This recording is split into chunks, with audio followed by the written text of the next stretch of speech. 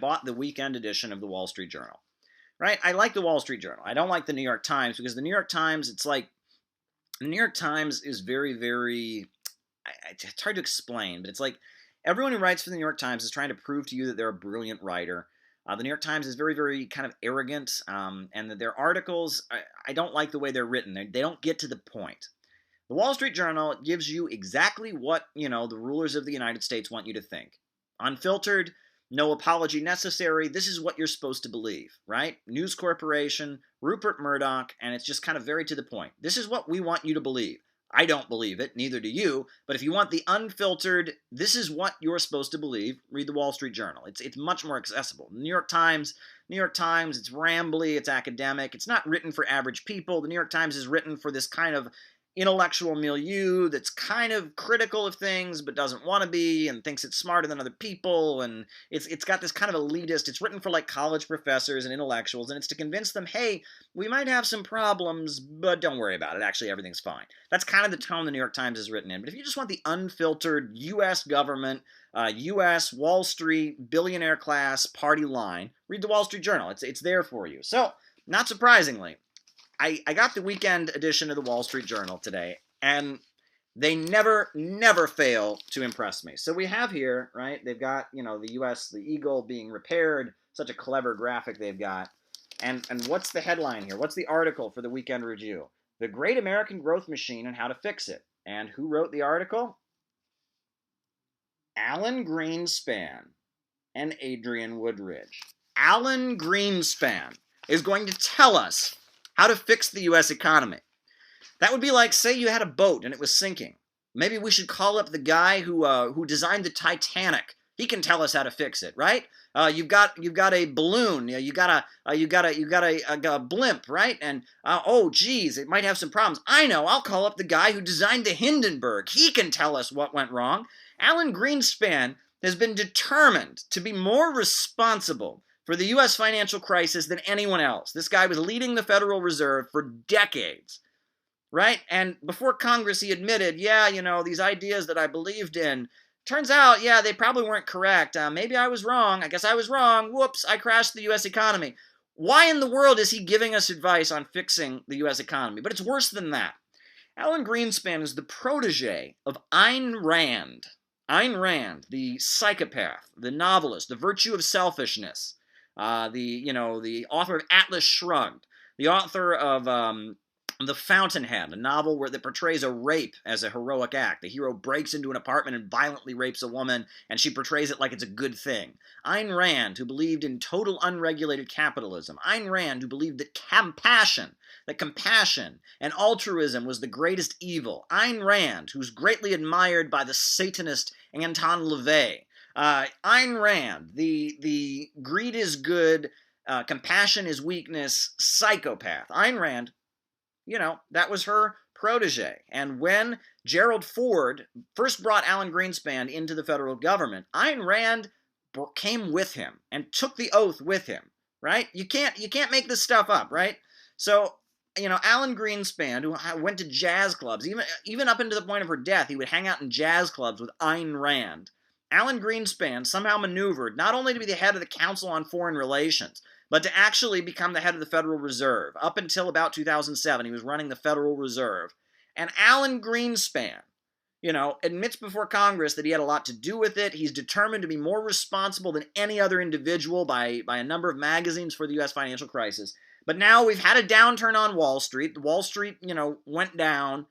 Wednesday, Thursday, Wall Street was going down. So lo and behold, the Wall Street Journal gets Alan Greenspan to tell us how to fix it. He's the last person I would ever want to give advice on how to fix the U.S. economy.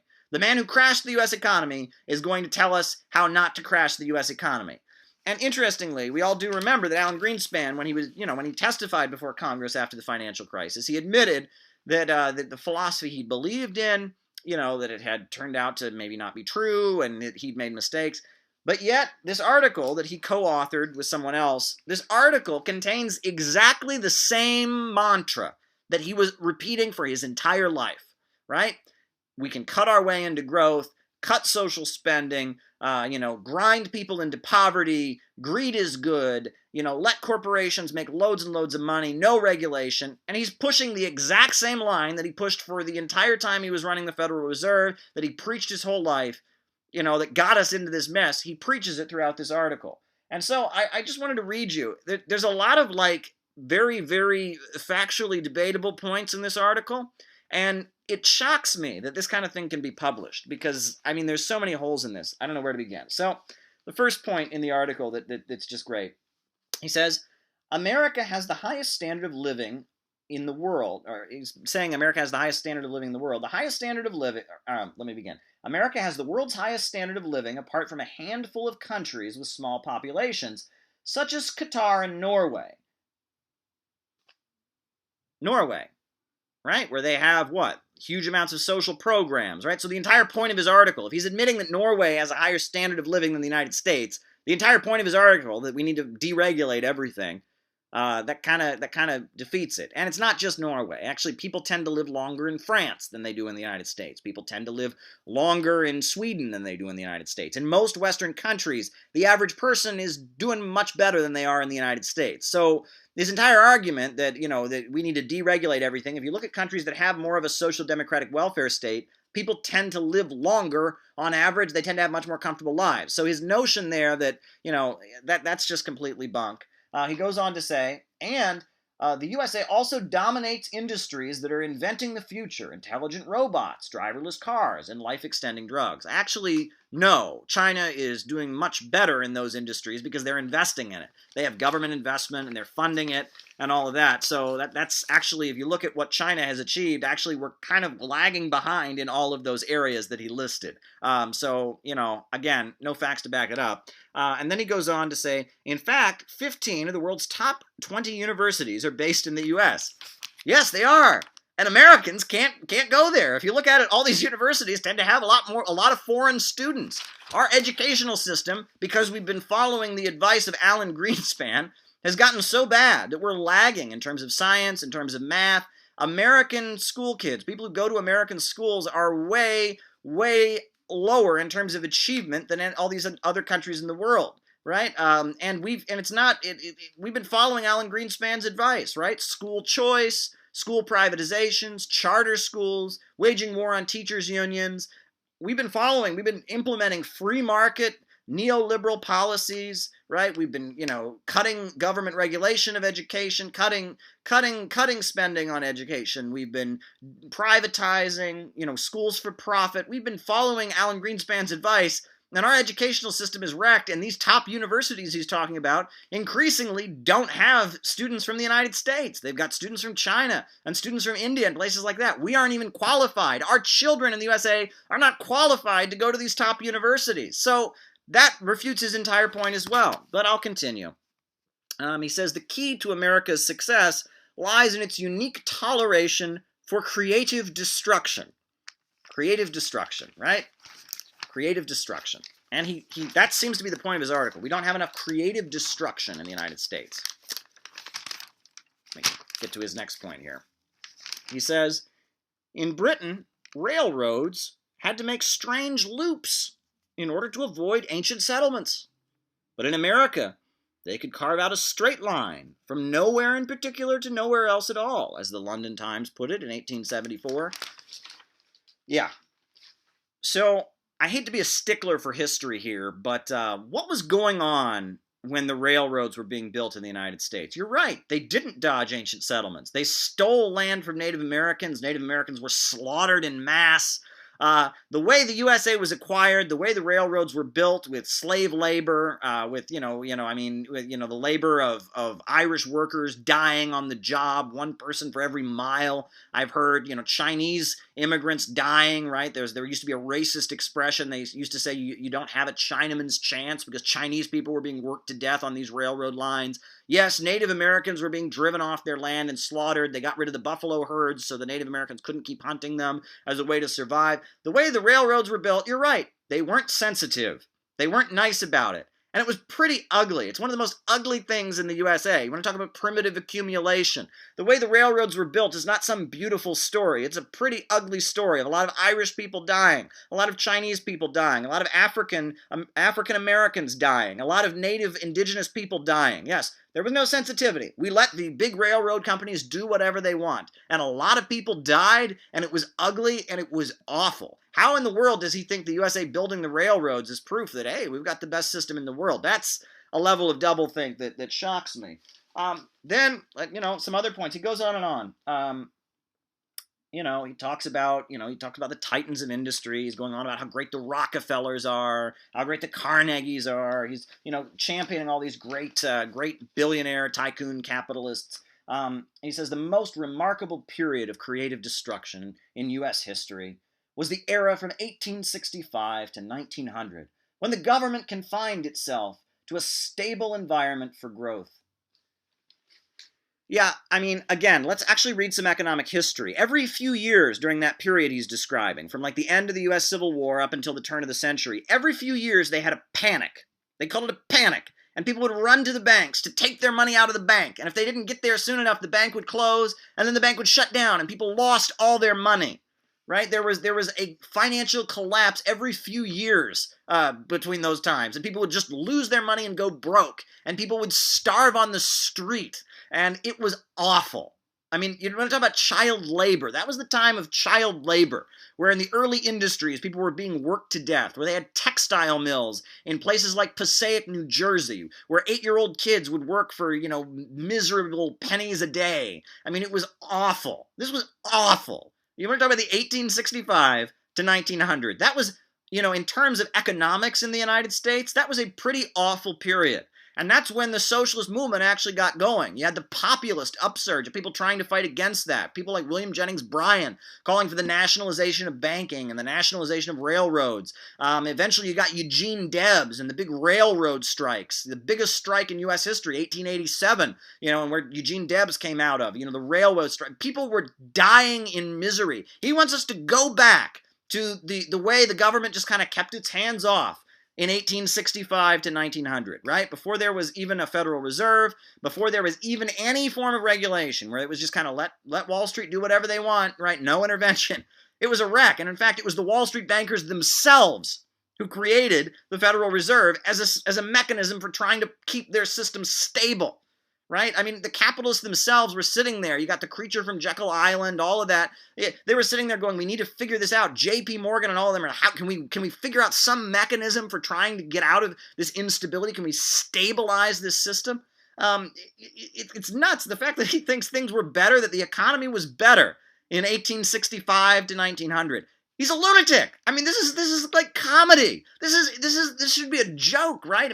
Finally the capitalists are sitting there by like 1914. They're figuring out mechanisms. How can we keep things from being this stable? We can't have an economic downturn, a crisis every 2-3 years. What are we going to do? The capitalists themselves were unhappy during that time period. How does this stuff get printed? But anyway, I'm going to keep reading.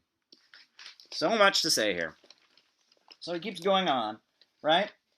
And then he starts talking about the problems that we have now in the USA, right? The problems that we got. He says, the growth of entitlements such as Social Security and Medicare have crowded out the funding for long-term investing in the private sector and in crucial infrastructure such as roads and airports. Oh, the problem is people get Social Security, right? Does he not realize people pay into Social Security? And that's the problem? That's the problem is Social Security? And he's talking about infrastructure.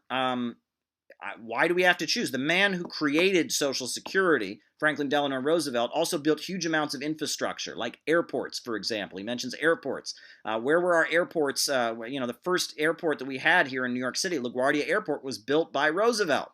It was the same man who created Social Security built an airport, hired millions of unemployed people to build airports. Key West Highway, one of the most important highways in Florida, also built by the man who created Social Security. Social Security was built at the same time that the USA started investing in its infrastructure, right? Roosevelt had massive investment in infrastructure, and he created the Social Security program in 1937. So, meanwhile, the problem is Social Security, that we're just, people aren't investing because of Social Security. This is crazy. So what is he going to do? Get rid of Social Security? All the seniors that are depending on Social Security will then, what? They'll fade away and die, but they'll also just stop spending all that money they get, right? And so that'll be really great for the economy, right? All the old folks getting Social Security now, just, cut off their incomes. That'll fix the economy, right? Cut your way into growth. How do they get away with this? I don't know. Oh, boy. And he says, for the first time in history, the country confronts China, an economic power that is even more populous than itself. And again, how did China become an economic power? Did China become an economic power by doing what he says and cutting their way into growth and just cutting people off? I think they have a huge level of state control. Did China become a superpower by adopting the economic system of the United States from 1865 to 1900? Those good old days that he talks about?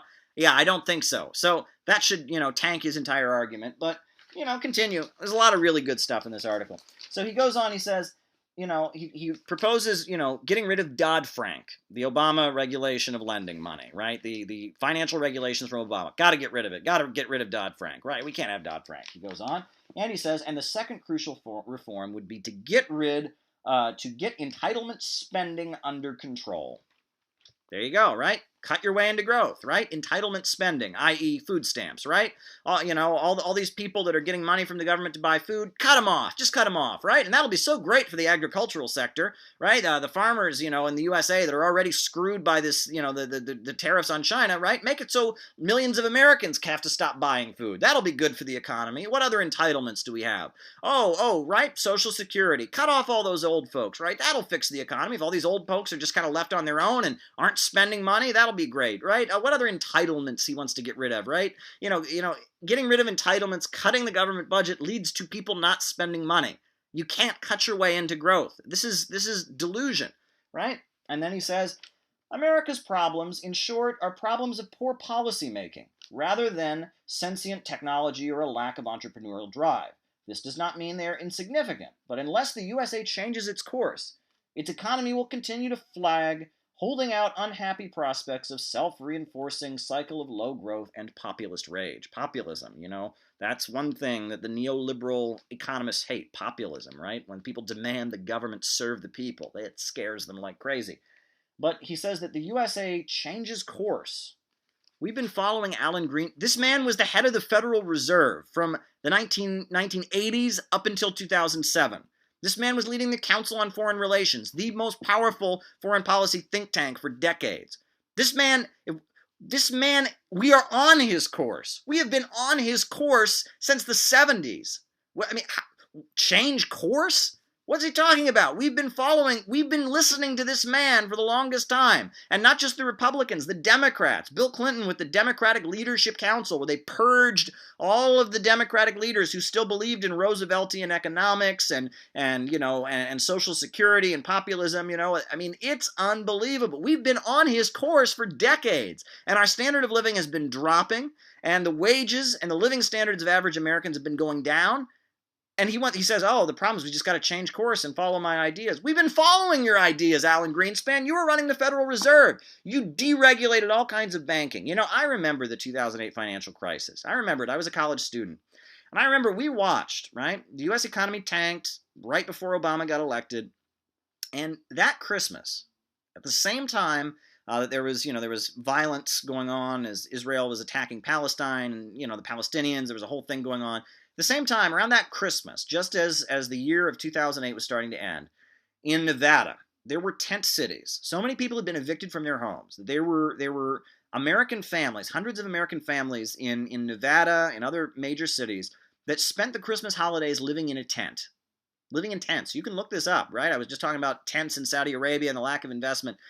All across the USA, cities like Detroit, cities where people had just been destroyed by the housing bubble bursting and that predatory lending and the housing mortgages and these inflatable, balloon mortgages, and it was a disaster. People all across the USA were losing their homes in big, big numbers, and there were families all across the United States that spent their Christmas holidays living in tents. Why? Because of this man. Because of this man. We all watched the American dream just, fade away. Because of this man. And now the Wall Street Journal has him telling us, we just need to privatize more things to fix the economy. Look how great it was back, in 1865. It was amazing. It was just amazing, right? When they were running sweatshops and steel mills and they were having an economic meltdown every 2 years and panics. It was amazing. It was just amazing. How do they get away with this? I'll tell you why they get away with this. They get away with this because socialists don't talk about this. Socialists are spending their time on the internet talking about what celebrity used, is racist, sexist, and homophobic, and they don't talk about what I'm talking about here. They don't talk about economics, but that's another point. And I just wanted to dissect that article by Alan Greenspan because it enrages me that he's even being allowed. He should be discredited. He should not be allowed to speak anywhere. Right? Because this is the man who wrecked our economy. So it enrages me they're even turning to him. But what also enrages me is that he's spewing the same garbage he's spewed his whole life, even though he admitted before Congress, oh, I was wrong on that point. I was wrong, Alan Greenspan makes me angry.